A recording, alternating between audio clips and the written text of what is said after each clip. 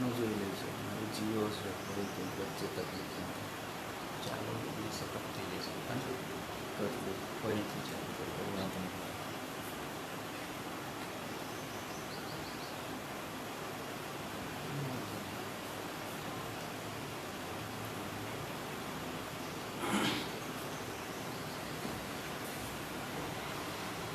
ઈશ્વર પિતાનો આભાર માનતા પ્રભુની સ્તુતિ કરીએ છીએ.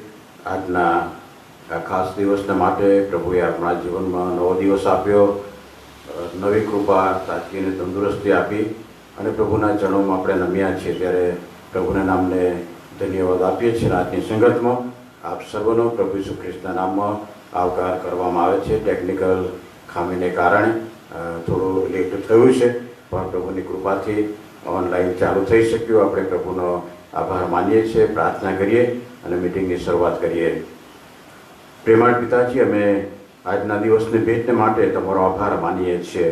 આજે ફરીને એકવાર સવારના સમયે તમારા પવિત્ર ચરણોમાં બેસીને તમારું ભજન કરવાને માટે પ્રભુ તમે અમને તમારી કૃપા પૂરી પાડી, અમૂલ્ય તક પ્રભુ તમે એમને આપી અને તમારા પવિત્ર ચરણોમાં નમ્યા છીએ. ત્યારે આભાર સ્તુતિ કરતાં, ધન્યવાદ આપતા તમારી કૃપા માગીએ છીએ.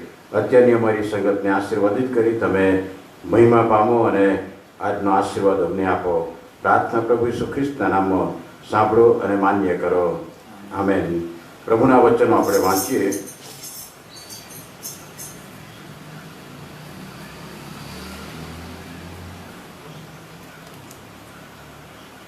પવિત્ર શાસ્ત્ર બાઇબલમાંથી યાકૂબનો પત્ર, તેનો 4થો અધ્યાય, તેની 11મી અને 12મી કલમ પ્રભુના વચનોમાંથી આપણે વાંચીએ. યાકૂબનો પત્ર, તેનો 4થો અધ્યાય અને તેની 11મી કલમથી 12મી કલમ, પાન નંબર 228 નવા કરારમાં. તો ભાઈઓ, તમે એકબીજાનું ભૂંડું ન બોલો. જે પોતાના ભાઈનું ભૂંડું બોલે છે અથવા પોતાના ભાઈને દોષિત ઠરાવે છે તે નિયમને દોષિત ઠરાવે છે ને નિયમનો ન્યાય કરે છે. અને જો તું નિયમનો ન્યાય કરે છે તો તું નિયમો પાળનાર નથી, પણ તેનો ન્યાય કરનાર છે. નિયમ પાળનાર તથા ન્યાય કરનાર એક જ છે. તે તો તારવાને તથા નાશ કરવાને શક્તિમાન છે, પણ બીજાનો ન્યાય કરનાર તું કોણ છે? ત્યાં સુધી આ પ્રભુનું વચન છે. પ્રભુ આજના વચનનો આશીર્વાદ પણ સર્વને આપો. આ સમય પ્રભુના સેવક રેવલન સરોજ સાહેબને આપીએ છીએ અને પ્રભુના વચનના મનનમાં તેઓ આપણને દોરશે.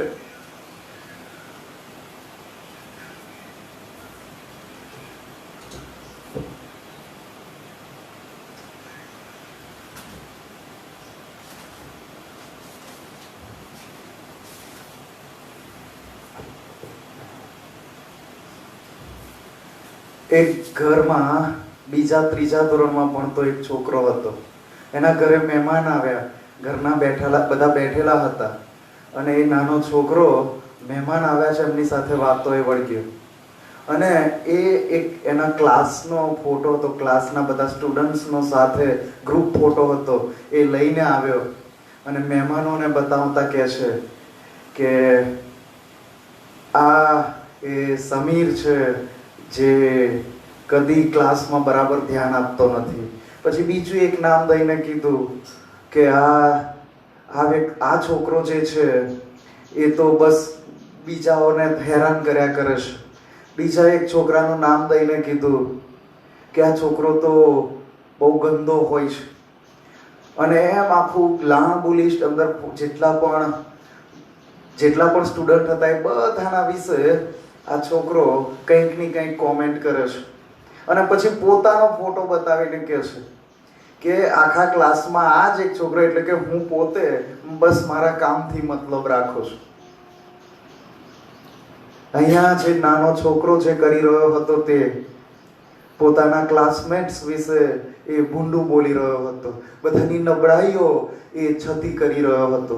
આ તો એક નાના છોકરાની વાત થઈ જે નાદાનીમાં એ પ્રમાણે કરતો હતો. પરંતુ આજે જે વાત આપણે જોવા માંગીએ છીએ, બટ્ટા મૂકનારા, બીજો તીમોથી 3 અધ્યાય અને 3જી કલમમાં જે શબ્દ છે બટ્ટા મૂકનારા, જેના માટે ઇંગ્લિશ શબ્દ છે સ્લેન્ડર, અને એના માટે જે લોકો માટે ભૂંડા શબ્દો બોલવા અને યાકૂબ જ્યારે આ વાત કરે છે ત્યારે એ કોઈકને દોષ દેવાની વાતને એની સાથે સરખાવે છે કે કોઈકના વિશે ભૂંડું બોલવું, કોઈકના વિશે ખોટા શબ્દો બોલવા, કોઈકની ખોટી વાત કરવી અને કોઈને દોષિત ઠરાવવા, એ બાબત બંને સરખી છે. અને આજે આપણે એ બાબત જોવા માંગીએ છીએ. પાછલા દિવસોમાં પણ આપણે નિંદા વિશે જોઈ ગયા હતા કે જેનો મતલબ બ્લાસ્ફેમી એટલે કે પરમેશ્વરની વિરુદ્ધ બોલવું, પરમેશ્વરની નિંદા કરવી, લોકોની નિંદા કરવી, એના વિશે આપણે જોયું હતું. આજે એના જેવો જ આ વિષય છે કે બટ્ટા મૂકનારા એટલે કે દોષ લગાવનારા, બીજાઓનો વાંક કાઢનારા લોકો વધી પડશે. અંતના દિવસોમાં સંકટના સમયો આવશે અને આવા બધા લોકો વધી પડશે, એનાથી સંકટ વધી પડશે. અને આપણે બહુ લાંબુ લિસ્ટ કેટલાક દિવસોથી જોઈ રહ્યા છે. એમાં આજે જે આપણી પાસે આવ્યું છે બટ્ટા મૂકનારા એટલે કે દોષ કાઢનારા, વાંક શોધનારા અને આવું ભૂંડું બોલનારા, દોષ કાઢનારા લોકો એ ફક્ત અવિશ્વાસીઓ નથી હોતા. આજે તો બલકે પ્રોબ્લેમ એવો થઈ ગયો છે કે ખ્રિસ્તીઓ આ બધામાં વધારે સામેલ થઈ ગયા છે કે લોકોની ભૂંડાઈ, લોકોની ખોટી વાતો કરવાની, ગોસિપિંગ કરવાની, ફલાણો તો આવો ને ફલાણો તો ઢીકણો તો તેવો ને બધી વાતો, બસ એકબીજા વિશે વાતો કર્યા કરવાની. ખાસ એકબીજાના ઘરે જઈને મુલાકાત કરીને પણ જાણે કે કેટલાકને તો કોઈકની બુરાઈ ન કરે ત્યાં સુધી ખાવાનું હજમ ન થાય એવા લોકોનો ખ્રિસ્તી સમાજમાં, મંડળીમાં પણ ટોટો નથી. પરંતુ આજે પ્રભુનું વચન આપણી પાસે આવ્યું છે કે આ બાબત વિશે આપણે વિચાર કરીએ કે શું એ મને બીજાઓની ભૂંડી વાતો કરવાનું ગમતું તો નથી ને? હું કોઈનો દોષ કાઢવામાં ઉતાવળિયો તો થઈ જતો નથી ને? લોકોના વાંક દેખવાના માટે હું ક્યાંક મચી પડતો તો નથી ને? અને કોઈક ને કોઈક રીતે બધા વિશ્વાસીઓ પણ આ તકલીફથી પીડાઈ રહ્યા છે. હું પોતે મારી જાતને આ તકલીફમાંથી અલિપ્ત નથી ગણતો. જાણતા આ બાબતમાં સપડાઈ જવાય છે. અને માટે આજે પરમેશ્વરનું વચન આપણી પાસે આવ્યું છે કે આપણે જે કોઈ પણ વ્યક્તિ વિશેની ભૂંડી વાત, કોઈ પણ ખોટી વાત સાંભળવાનું કે પછી કહેવાનું વળગણ હોય તો એવી વ્યક્તિ કેમ આવું કરે છે? એનું કારણ એ હોય છે કે કોઈકના માટેના સારા શબ્દો, કોઈકના વખાણ કે કોઈકનું નામ સારું થઈ રહ્યું છે તો પછી ઈર્ષા જાગે અને મારા પરથી લોકોનું ધ્યાન હટીને બીજાના કેવી રીતે વખાણ થાય? વખાણ તો મારા જ થવા જોઈએ. અને માટે પછી આપણે ખરાબ શબ્દો, ભૂંડા શબ્દો અને દોષ કાઢવાનો, વાંક કાઢવાનો, કોઈકની સારી વાત બહાર પડે, કોઈક સારી વાત સાંભળવામાં જવા દો ને, એનું તો આવું છે. અને આપણે એ રીતે આ એક એવા ગંભીર પાપમાં આપણે સામેલ થઈ જઈએ છીએ અને આપણે એ જાણતા એમાં સામેલ થઈ જઈએ છીએ. જ્યારે કોઈકના વિશે ભૂંડી વાત થાય, આપણે કોઈકનો ન્યાય કરીએ, કોઈકનામાં દોષ જોઈએ ત્યારે જે તે વ્યક્તિને તકલીફ થાય અને સાથે જે તે વ્યક્તિને તો તકલીફ થાય જ. આવું ભૂંડું સાંભળીને કોઈક મારા વિશે ખોટી વાત કરતું હોય તો મને તો તકલીફ થાય જ, પણ જે વાત કરનાર વ્યક્તિ છે એ પરમેશ્વરને તકલીફ પહોંચાડે છે. એ પરમેશ્વરને તકલીફ પહોંચાડે છે. પરમેશ્વર સાથેના સંબંધમાં ઓટ આવે છે કેમ કે એ ખોટું છે, એ પાપ છે અને પાપના કારણે પરમેશ્વર સાથેના સંબંધમાં અંતર આવે છે. અને માટે ભૂંડું બોલીને આપણા પરમેશ્વર સાથેના સંબંધમાં તો અસર પડશે જ, પરંતુ પરમેશ્વરની નિકટતાથી, પરમેશ્વરની હાજરીમાંથી આપણે દૂર જઈ શકીએ છીએ. અને માટે અને જે લોકો આ ભૂંડી વાતો કરે છે, બીજાનો દોષ કાઢે છે, એ એવી રીતે વાત કરે છે, કોઈની ખોટી વાતો તો કરશે જ, પણ એ રીતે કરશે કે સામેવાળા માનવા પર મજબૂર થઈ જાય. અને એટલે જ જગતમાં સાચી વાત કરતા ખોટી વાત બહુ જલ્દી પ્રસરી જાય છે, અફવાઓ બહુ જલ્દી પ્રસરી જાય છે. અને માટે જ ચાર્લ્સ સ્પર્જને કહ્યું હતું કે સત્ય તો હજુ પોતાના બૂટની રસ્સી બાંધે છે અને જૂઠ અડધી દુનિયામાં ફરી વળે છે. સત્ય હજી તો પોતાના બૂટની રસ્સી બાંધે છે અને જૂઠ અડધી દુનિયામાં ફેલાઈ ગયું છે. આજે પરિસ્થિતિ એ આવી છે. લોકો અફવા માની લેતા પળવારનો પણ વિલંબ કરતા નથી. જે લોકો સત્યને સ્વીકારી નથી શકતા એ જૂઠને સ્વીકારવામાં એક પળનો પણ વિલંબ કરતા નથી. એ આપણે જોઈએ છે. અને સૌથી મહત્વની બાબત એ છે કે જે દોષ લગાવવાની વાત છે એ શૈતાનનું કામ છે. શૈતાન એ હંમેશા બીજાઓનો દોષ કાઢ્યા કરે છે, માણસોનો દોષ કાઢ્યા કરે છે. એ તો પરમેશ્વરનો પણ દોષ કાઢે છે. અને જે કોઈ આ દોષ કાઢવાની વાતમાં સામેલ થાય છે એ શૈતાનના હાથા બને છે. એ શૈતાનના હાથા બને છે અને શૈતાનના કામમાં સહકાર આપનારા બને છે. શૈતાનની સાથે એકરૂપ થાય છે. અને એ રીતે આપણે શૈતાનની જે કુયુક્તિઓ હોય છે એમાં આપણે ફસાઈએ છીએ. અને કોઈને આપણે જ્યારે દોષ દઈએ ત્યારે આપણે નિયમને દોષી ઠેરવીએ છીએ. અને કયો નિયમ, કયા નિયમનો આપણે વાંક કાઢીએ છીએ? તો એ નિયમ એ જૂના કરારમાં પણ આપેલો છે અને નવા કરારમાં પણ આપેલો છે. લેવીયનું પુસ્તક 19મો અધ્યાય 18મી કલમ, જેમ પોતા પર તેમજ તારા પડોશી પર તું પ્રીતિ કર. અને કોઈકની વિશે ભૂંડું બોલીએ એનો મતલબ એ થાય છે કે મેં આ નિયમ પાળ્યો નથી, આ નિયમમાં ખોટ આવી છે કે એને હું પાળતો નથી. ને નવા કરારમાં પણ લૂક 10 અને 27મી કલમમાં પ્રભુ ઈસુ ખ્રિસ્તે ભલા સમૃદ્ધિની વાત કરતા જે કહ્યું હતું એ જ કે જેમ પોતા પર તેમજ તારા પડોશી પર તું પ્રીતિ કર. એ બાબત આપણે જોઈએ છે. હવે દોષિત ઠરાવવાથી આપણે કોઈનો ન્યાય કરી રહ્યા છે. જે આજના શાસ્ત્ર પાઠમાં યાકૂબનો પત્ર 4થો અધ્યાય 11 અને 12મી કલમ પ્રમાણે આપણે જે વાતો જોવા માંગીએ છીએ તે કે જો આપણે કોઈકને દોષ લગાવીએ છીએ તો એ નિયમને આપણે દોષિત ઠરાવીએ છીએ અને આપણે નિયમનો ન્યાય કરીએ છીએ. અને આપણે પછી એ નિયમના પાળનાર નહીં પણ નિયમના પાળનાર નહીં પણ તેનો ન્યાય કરનારા થઈ જઈએ છીએ. હકીકતમાં તો પરમેશ્વરે નિયમ આપણને આપ્યો છે પાળવા માટે. એ નિયમ પડાય છે કે નથી પડાતો, કોણ નથી પાળતું, કોણ આમ તેમ થયું, એ જોવાનું કામ આપણું છે જ નહીં. એ તો પરમેશ્વરનું કામ છે.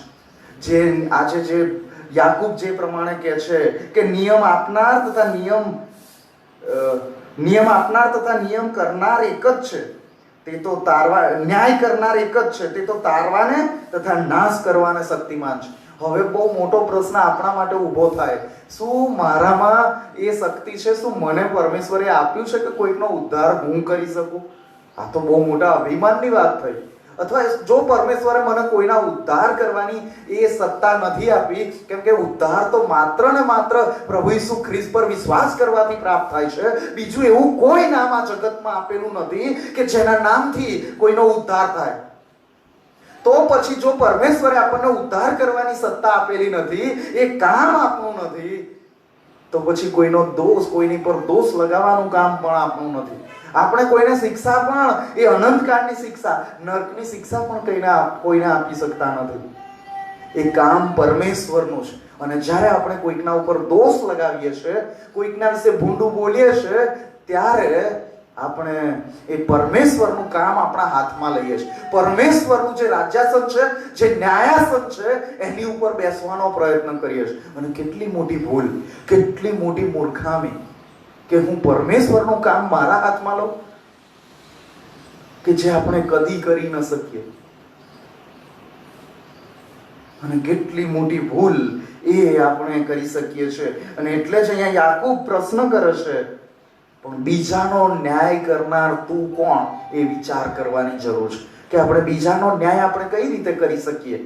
એ બહુ મોટો પ્રશ્ન યાકૂબે આપણા માટે અહીંયા મૂક્યો છે. અને માટે આપણે કેટલીક વાતો જોવા માંગીએ છીએ. અને મેં કીધું એ પ્રમાણે કે ન્યાય કરવાનું કામ તો દેવનું જ, એ દેવ પર છોડી દઈએ અને આપણે કોઈનો પણ ન્યાય ન કરીએ. અને આ યાકૂબ કહે છે એ પ્રમાણે આપણે પછી નિયમના પાળનાર રહેતા નથી, નિયમ પડાવનાર બની જઈએ છીએ, ઓબ્ઝર્વર બની જઈએ છીએ, જોવા માટે, જાણે કે સુપરવાઇઝર તરીકે મૂકી દીધા. લોકો નિયમ પાળે છે કે નહીં એ જોવા માટે. સૌથી મોટો પ્રશ્ન એ છે કે હું પોતે નિયમ પાળું છું કે કેમ, એ જ મારે જોવાનું છે. મારા પોતાના જાતની જ ચકાસણી કરવાની છે, મારો પોતાનો જ વિચાર કરવાનો છે. બીજા માટે, બીજાને દોષ દેવાનું મારે વિચારવાનું પણ નથી. અને આ દોષ દેવાની વાત એ સંબંધોમાં નુકસાન લાવે છે. જ્યારે ખબર પડે કે ફલાણી વ્યક્તિ મારા વિશે આવી ખોટી વાત કરતું હતું, પછી એ જે તે વ્યક્તિ સાથે આપણો સારો સંબંધ હોય અને છતાંય આપણે કોઈકની ખોટી વાત કરીએ તો પછી એ સંબંધો ખરાબ થાય છે, એ સંબંધો ખાટા થાય છે અને પછી બોલવા ચાલવાના પણ સંબંધ નથી રહેતા. એ તો મારા વિશે આવી વાતો કરતો હતો એટલે હવે એને હું નહીં બોલાવું, અને આપણા સંબંધો એ ખોટું થાય છે. જે વ્યક્તિ વિશે આપણે ભૂંડું બોલીએ છીએ, જેનો દોષ કાઢીએ છીએ, એનું નામ ખરાબ થાય, એની પ્રતિષ્ઠા ખરડાય છે. જે તે વ્યક્તિનું મૂલ્ય આપણે ઓછું આંકીએ છીએ, જે તે વ્યક્તિને આપણે નીચો પાડીએ છીએ, જે તે વ્યક્તિને આપણે હતાશ નિરાશ કરી નાખીએ છીએ. અને હંમેશા એક વાત યાદ રાખવાની કે જો આપણે બીજાઓ ઉપર આંગળી ચીંધીએ છીએ તો આપણી સામે બીજી 3 આંગળીઓ ચીંધાય છે. અને જ્યારે આપણે બીજાનો ન્યાય કરીએ છીએ ત્યારે આપણો ન્યાય પણ કરવામાં આવશે. એવું માથીની લખેલી સુવાર્તા 7મો અધ્યાયના બીજી કલમમાં લખ્યું છે. માથી 7 અને બીજી કલમ ત્યાં લખ્યું છે, કેમ કે જેમ તમે બીજાને દોષિત ઠરાવશો તેમ તેઓ તમને પણ દોષિત ઠરાવશે. જો આપણે કોઈકને દોષિત ઠરાવીએ તો પછી આપણને પણ દોષિત ઠરાવવામાં આવશે. અને આ પ્રભુ ઈસુ ખ્રિસ્તે કહેલી વાત છે, આ પહાડ પરના ભાષણમાં કીધેલી આ વાત છે. અને આપણે એ નિયમ, એ પ્રભુ ઈસુ ખ્રિસ્તના શિક્ષણને પાળવું રહ્યું. અને હવે આપણે આ ભૂંડું બોલવાથી કેવી રીતે બચી શકીએ? કેવી રીતે બચી શકીએ? તો સૌથી પહેલી વાત એ કે જીભને લગામ દેવી. આ જીભને આપણે લગામ દેવી એ બહુ જરૂરનું છે. કેમ કે યાકૂબ જ 3 અધ્યાયમાં 6ઠી કલમમાં એમ કહે છે, જીભ તો અગ્નિ છે, દુષ્ટતાનું જગત છે. આપણા અવયવોમાં જીભ તો એવી છે કે તે આખા શરીરને મલિન કરે છે, તે ભૂમંડળને સળગાવે છે અને તે પોતે નરકથી સળગાવવામાં આવેલી છે. જીભ શું કરે છે અને જીભના માટે શું કહેવામાં આવેલું છે એ યાકૂબ જ આપણને જણાવે છે કે તો આખા શરીરને મલિન કરે છે, ભૂમંડળને સળગાવે છે અને એ પોતે નરકથી સળગાવવામાં આવેલી છે.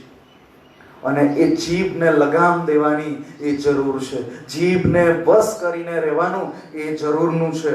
અને એ આપણે હંમેશા આ બાબત યાદ રાખીએ. હંમેશા જ્યારે પણ આપણે બોલીએ, સત્ય બોલીએ અને એ સત્ય પણ પ્રેમથી બોલીએ એ બહુ જરૂરનું છે. એફેસીઓને પત્ર 4 અધ્યાય અને 15મી કલમ, પણ પ્રેમથી સત્યને અનુસરીને ખ્રિસ્ત જે સિદ્ધ છે તેમાં સર્વ પ્રકારે વધીએ. ખ્રિસ્તમાં સર્વ પ્રકારે આપણે વધતા છીએ, નહીં કે શૈતાનમાં.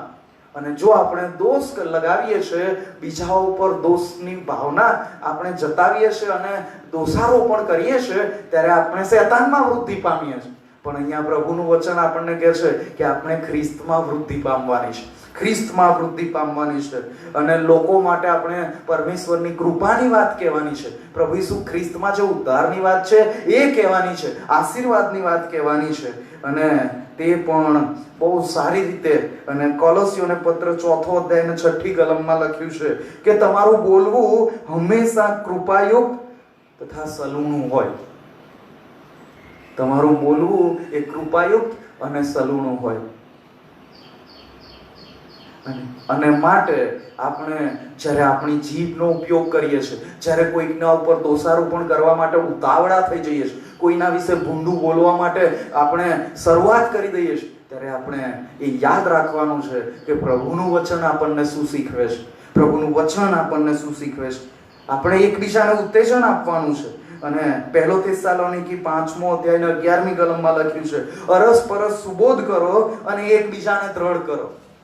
આ કામ આપણે કરવાનું છે, એકબીજાને દ્રઢ કરવાના છે, એકબીજાના માટે ઉત્તેજન રૂપ બનવાનું છે, એકબીજાને આગળ વધારવા માટે આપણે વિચારવાનું છે. અને બાઇબલમાં એક ગોલ્ડન રૂલ આપવામાં આવેલો છે, સોનેરી નિયમ.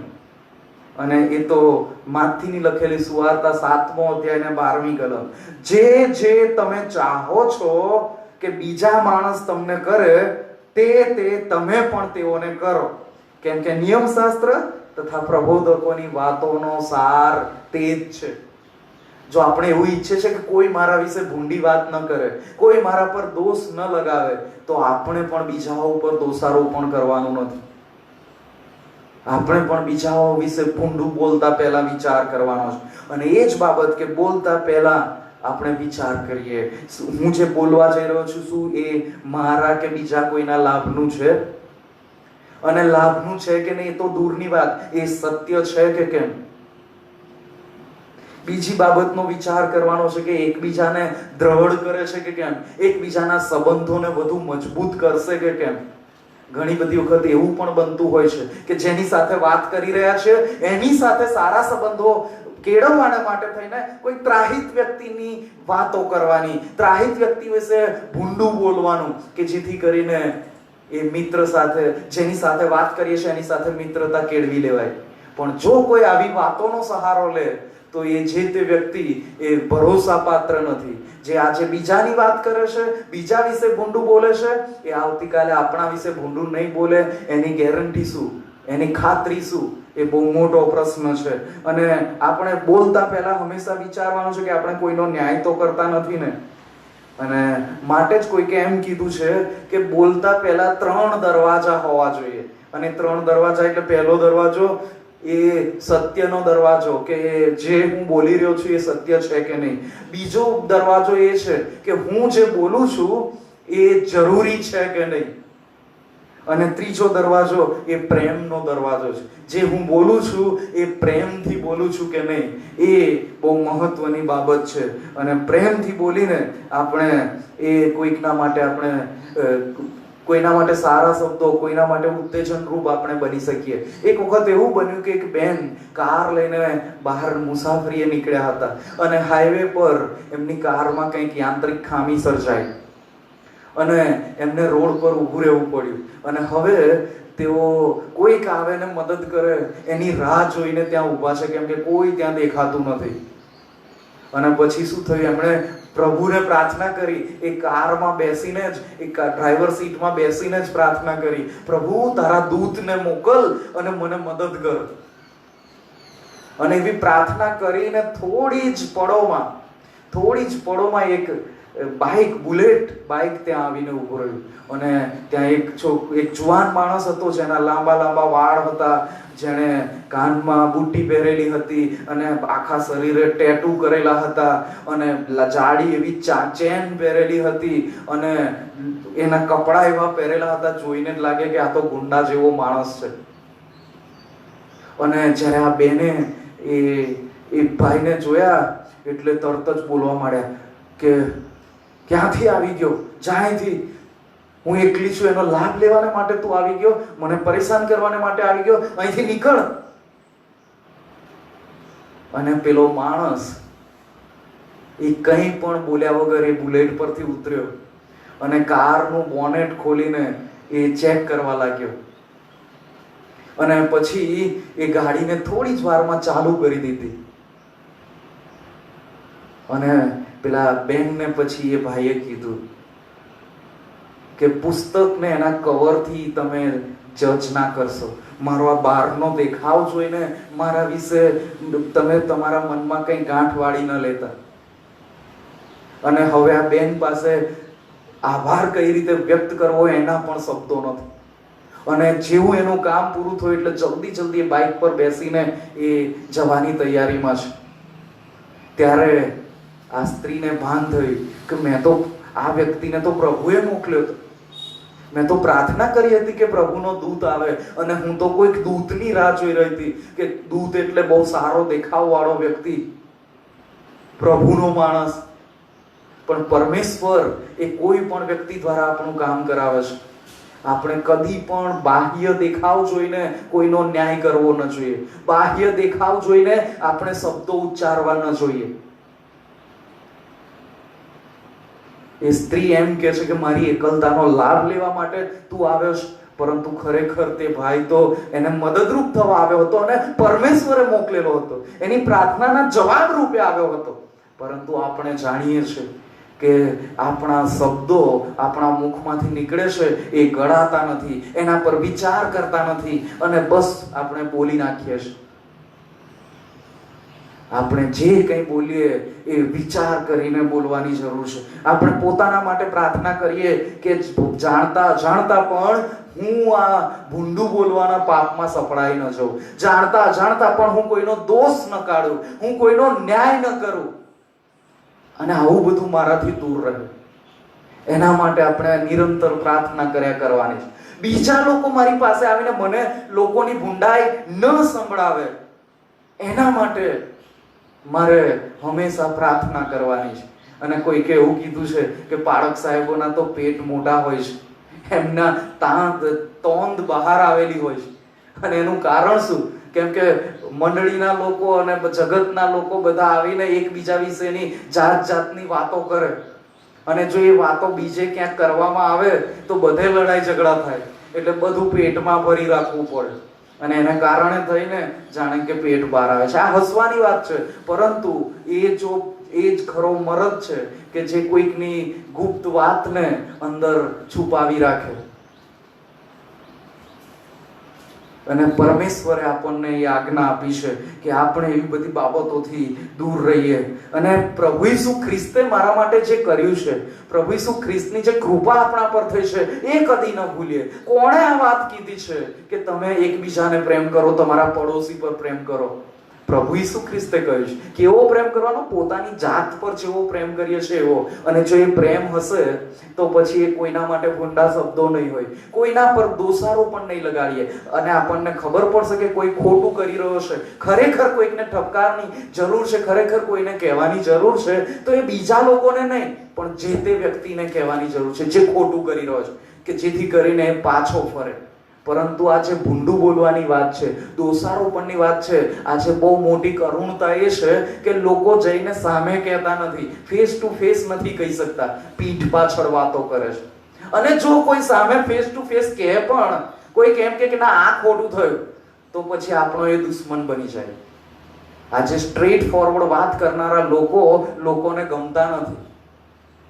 સામે બોલનારા લોકો ગમતા નથી. એમના માટે જાત જાતના શબ્દો વાપરવામાં આવે કે એ તો બસ એવો જ છે, એ તો જેમો ફાટ છે, એ તો બોલકણો છે, એને તો બોલવાનું ભાન નથી.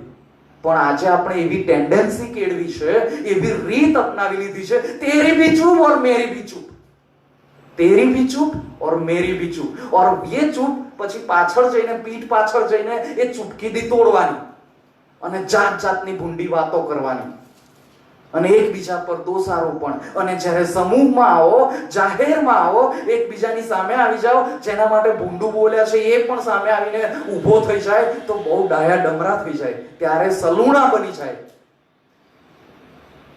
અને ત્યારે જે કહેવાનું હોય એ ન કહેવાતું હશે. અને આપણે ખ્રિસ્તી તરીકે જીવન જીવવામાં આપણે નબળા માલુમ પડીએ છીએ. આપણામાં રહેલા અભિમાનને આપણે દૂર કરવાનું છે, તો જ આ દોષારોપણ અને ન્યાય કરવાની વાતમાંથી આપણે બહાર આવી શકીશું. આપણે નમ્રપણે પરમેશ્વરને સોંપાઈ જવાનું છે, પ્રભુને સોંપાઈ જવાનું છે, જેથી કરીને શૈતાન અને તેના પરીક્ષણોથી આપણે બચી શકીએ. પરમેશ્વરની નિકટ રહેવાનું છે. અને મેં કીધું એ પ્રમાણે જાણતા જાણતા આ પાપમાં પણ આપણે પડી જઈએ છીએ. મેં પણ ઘણી બધી વખત એ ભૂલથી એ પાપમાં હું પડી ગયો છું. પણ આપણી પાસે પ્રભુ ઈસુ ખ્રિસ્ત છે કે જ્યારે આપણે આપણા પાપની કબૂલ કરીએ છીએ, આપણા પાપનો પસ્તાવો કરીએ છીએ, પ્રભુ ઈસુ ખ્રિસ્તના રક્તમાં આપણા પાપની માફી મળે છે. અને માટે આપણે હંમેશા એ માફી માંગીને અને નવો નિર્ણય કરવાનો, દ્રઢ નિર્ણય કરવાનો છે. હવે પછી આ ભૂંડું બોલવાના પાપમાં, આ દોષ કાઢવાના પાપમાં, બીજાઓના ન્યાય કરવાના પાપમાં હું સામેલ નહીં થઉં. અને એ બહુ જરૂરની બાબત આપણા બધાના માટે થઈ પડી છે. એક વખત ચક સ્વિન્ડોલ, જે પ્રભુના મહાન સેવક, બહુ ગજબના સંદેશા આપનાર, એ ચક સ્વિન્ડોલ એક વખત એક જગ્યા પર એમને વક્તા તરીકે બોલાવવામાં આવ્યા હતા. અને રોજની રાતની મીટિંગો હતી ને ઘણા બધા લોકો એ સેન્ટર પર એકઠા થયેલા હતા. અને ચક સ્વિન્ડોલ ત્યાં પહોંચ્યા અને એક વ્યક્તિ આવીને કહે છે, હું પરમેશ્વરનો આભાર માનું છું કે તમે પ્રભુના સેવક ચક સ્વિન્ડોલ, હવે તમે અહીંયા છો, તમે પ્રભુનું વચન લાવશો. મારા માટે તો બહુ મોટું અહોભાગ્ય કે તમારી પાસેથી હું સંદેશા સાંભળીશ, પ્રભુનું વચન સાંભળીશ. એટલે ચક સ્વિન્ડોલના મનમાં થયું કે ચલો બહુ સારો આવકાર થયો અહીંયા, અને એ વ્યક્તિ જેની સાથે વાત કરી હતી એમના મનમાં બેસી ગઈ કે મારા માટે બહુ સારા શબ્દો બોલ્યા અને સારો આવકાર થયો. અને પછી શું થયું કે રાત્રે પછી એ મીટિંગો શરૂ થઈ અને ચક સ્વિન્ડોલે એ સંદેશો આપવાનું શરૂ કર્યું. થોડી મિનિટો થઈ હશે, થોડી જ મિનિટોમાં, અને જે વ્યક્તિ સ્વિન્ડોલની આગળ આવીને વાત કરતા હતા એ વ્યક્તિ તો ત્યાં ઊંઘી ગયા છે. અને ચક સ્વિન્ડોલનું ધ્યાન ત્યાં ગયું કે જે આવું કહેતો તે ભાઈ તો ઊંઘે છે. એટલે એમને એવો પ્રશ્ન થયો કે આજે હું એટલું ખરાબ ભાષણ આપી રહ્યો છું, એટલો ખરાબ સંદેશો આપી રહ્યો છું કે આ વ્યક્તિ ઊંઘી ગયો. જે સૌથી ઉત્સાહિત હતો સંદેશો સાંભળવા માટે એ જ ઊંઘી ગયો, તો બીજા બધાનું શું હશે? અને એમના મનમાં દોષની ભાવના આવી ગઈ. અને ફરીથી એ પછી કશું કીધું નહીં. બીજા દિવસે બીજી રાતની મીટિંગમાં પણ એવું બન્યું અને ફરીથી એમને તો બહુ વધારે તકલીફ થવા માંડી. અને એમણે નક્કી કર્યું કે જઈને હું એ વ્યક્તિ સાથે વાત કરીશ કે તમે તો મને ઉત્તેજન પૂરું પાડ્યું હતું, તમારા કારણે તો મારો ઉત્સાહ વધી ગયો હતો ને હવે તમે તો થોડી મિનિટોમાં ઊંઘી જાઓ છો. અને પછી કહે છે કે બીજા દિવસે એ વ્યક્તિને શોધવા માટે આ ચક સ્વિન્ડોલ નીકળી પડ્યા અને એમને એક બેન મળ્યા. અને એમણે આવીને ચક સ્વિન્ડોલની સાથે વાત કરતા કહ્યું કે તમારો જેટલો આભાર માનો એટલો ઓછો છે. પરમેશ્વરનો આભાર માનું છું કે મારા પતિ જે તમને પહેલા દિવસે મળ્યા હતા અને જેમણે વાત કરી હતી કે તમારા સંદેશા સાંભળવાનું મને ભાગ્ય પ્રાપ્ત થયું છે, એ એમને કેન્સરની બીમારી છે, હાડકાનું કેન્સર છે અને બહુ જ હેવી ડોઝ બધી દવાઓ ચાલી રહી છે કે તેના ઘેનમાં એ થોડી વારે ઊંઘી જાય છે. પણ એમને તમને સાંભળવા હતા, તમારું બહુ નામ સાંભળ્યું હતું, તમે બહુ ગજબના પ્રભુના વચનો લાવો છો, એટલે એ એવું કહેતા હતા કે હું મરી જાઉં એ પહેલા હું ચક સ્વિન્ડોલનો સંદેશો સાંભળું તો કેવું સારું. અને પરમેશ્વરે એમના શબ્દોને પાડ્યા રાખ્યા અને એવી વ્યવસ્થા થઈ કે તમે અહીંયા આવ્યા અને મારા પતિ એ હવે તમારા તરફથી પ્રભુના વચનો સાંભળી રહ્યા છે. અને આ સાંભળીને ચક સ્વિન્ડોલ તો આભા બની ગયા. એમણે તો નક્કી કર્યું હતું ઠપકો આપવાનો, પણ પરિસ્થિતિ તો કંઈક બીજી જ હતી.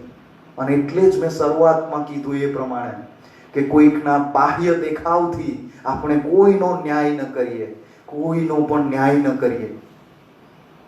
અને કંઈ પણ બોલતા પહેલા 100 વાર વિચાર કરીએ, કેમ કે આપણે પ્રભુના બાળકો છીએ, પ્રભુના વચન પાળનારા એના શિષ્યો છે.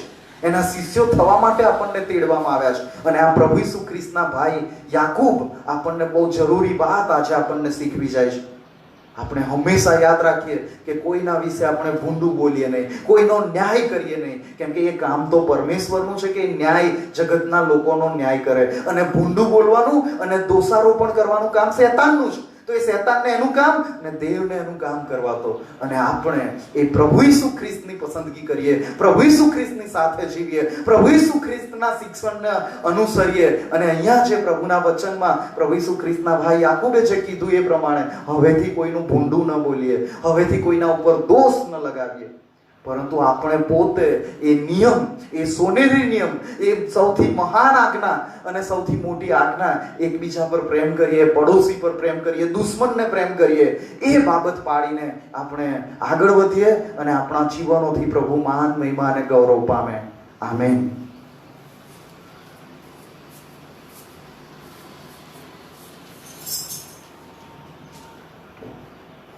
વચનને માટે આપણે ઈશ્વર પિતાનો અને પ્રભુના સેવકનો આભાર માનીએ છીએ, પ્રાર્થના કરીએ. કૃપાળુ અને દયાનિધિ જીવન પ્રેમાળ પિતાજી, આજના દિવસને ભેટને માટે આજે સવારે તમારા પવિત્ર ચરણોમાં અમે બેઠા અને તમારા સેવકની મારફતે પ્રભુ તમે તમારા વચનનો પ્રકાશ અમને આપ્યો અને અમારા જીવનોમાં ખ્રિસ્તમાં કેવી રીતે આગળ વધવું એ પ્રભુ તમે અમને શીખવ્યું છે. ત્યારે અમે તમારો આભાર માનીએ છીએ અને પ્રમાણે જીવનમાં આગળ વધતા ખ્રિસ્તની સાક્ષી જગતના લોકોની મધ્યે પ્રગટ કરવાને માટે પ્રભુ તમે અમારી સહાય અને અમારી મદદ કરો અને અમે પોતે પણ પ્રભુ વચનમાં તૈયાર થઈએ. તેના માટે પ્રભુ તમે અમને તમારી કૃપા આપો એવી ખાસ અમારી અંતઃકરણની પ્રાર્થના અને વિનંતી છે. આ સમયે પ્રેમાળ પિતાજી, અમે તમારા પવિત્ર ચરણોમાં નમ્યા છીએ ત્યારે અમારા વાલાઓને માટે તમારી કૃપા માંગીએ છીએ. જો બીમાર છે તેમને પ્રભુ તમે સાજાપણું પૂરું પાડો. ખાસ કરીને પ્રભુ અમે પ્રાર્થના કરીએ છીએ નીલાબેન સંપત કુંજરાવ્યાને માટે. પ્રભુ તેઓ માંદગીના બિછાનામાં છે. પ્રભુ તમે તેમને સાજાપણું આપો. શીલાબેન જોસફ કર્નિલસ જે તેઓ પણ માંદગીમાં છે, ડાયાલિસિસની તકલીફમાંથી સાજાપણું પામે. તેના માટે ઈશાકભાઈ જાદવ તેઓ પણ માંદગીમાં છે. પ્રભુ તેઓ સાજાપણું પામે તેના માટે અમે પ્રાર્થના કરીએ છીએ. ખાસ કરીને પ્રભુ અમે તમારા પવિત્ર ચરણોમાં નમ્યા છે ત્યારે અમારી મંડળીના વાલાઓ જેઓ કોરોનાની બીમારીથી પીડાય છે, એડન રાજેવ ઠાકોર કે જે પરદેશમાં છે, પ્રભુ તમે તેને સંપૂર્ણપણે તાજગી અને તંદુરસ્તી પૂરા પાડો. અને જ પ્રમાણે સુષ્માબેન પાઉલભાઈને માટે પ્રભુ પ્રાર્થના કરીએ છીએ.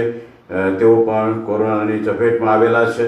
પ્રભુ તમે તેમને પણ સંપૂર્ણપણે તાજગી અને તંદુરસ્તી પૂરા પાડો. અને તેમના પિતા એટલે પાઉલભાઈ ને બેનને માટે માતા પિતાને પ્રભુ તમે હિંમત અને બળ પૂરું પાડો અને ઘરના તમામ બાલાઓને સુરક્ષિત રાખજો એવી ખાસ પ્રાર્થના અને વિનંતી છે. અને જ પ્રમાણે સુમનબેન ચૌહાણને માટે પણ પ્રભુ અમે સાજાપણું માંગીએ છીએ. કોરોનાને કારણે તેઓ પણ માંદગીમાં છે. પ્રભુ તમે તેમને પણ સંપૂર્ણપણે તાજગી અને તંદુરસ્તી પૂરા પાડો. અને મારા વાલાઓ કે જેઓ પરદેશમાં છે, મોજીશભાઈ અને જુલિયાબેન કે જેઓ શિકાગોમાં છે, પ્રભુ તેઓ પણ કોરોનાની માંદગીમાં આવેલા છે. પ્રભુ તમે તેમને પણ સ્પર્શો અને સંપૂર્ણપણે તાજગી અને તંદુરસ્તી પૂરા પાડો એવી પ્રાર્થના અને વિનંતી છે. અને અમારા ગુજરાતની જુદી જુદી મંડળીઓના તમારા સેવકો અને સંતો કે જેઓ અત્યારે પ્રભુ આ માંદગીમાં છે, રેવરન પારખ સાહેબ છે અમદાવાદની અંદર, તેમને માટે અને તેમના પત્નીને માટે પણ પ્રભુ અમે તમારી કૃપા માંગીએ છીએ. પ્રભુ તમે તેમને પણ સંપૂર્ણપણે તાજગી અને તંદુરસ્તી પૂરા પાડો એવી ખાસ અમારી અંતઃકરણની પ્રાર્થના અને વિનંતી છે. અને એ પ્રમાણે બીજા વાલાઓ જેઓ બીમાર છે, પ્રભુ તમે પ્રત્યેકને સાજાપણું પૂરું પાડો એવી ખાસ અમારી અંતઃકરણની પ્રાર્થના અને વિનંતી છે. પ્રભુ અમે અમારા દેશને તમારી પાસે લાવીએ છીએ. દેશની આ પરિસ્થિતિને પહોંચી વળવાને માટે તમામ વહીવટકર્તાઓ અને આગેવાનોને તમારી કૃપા આપો.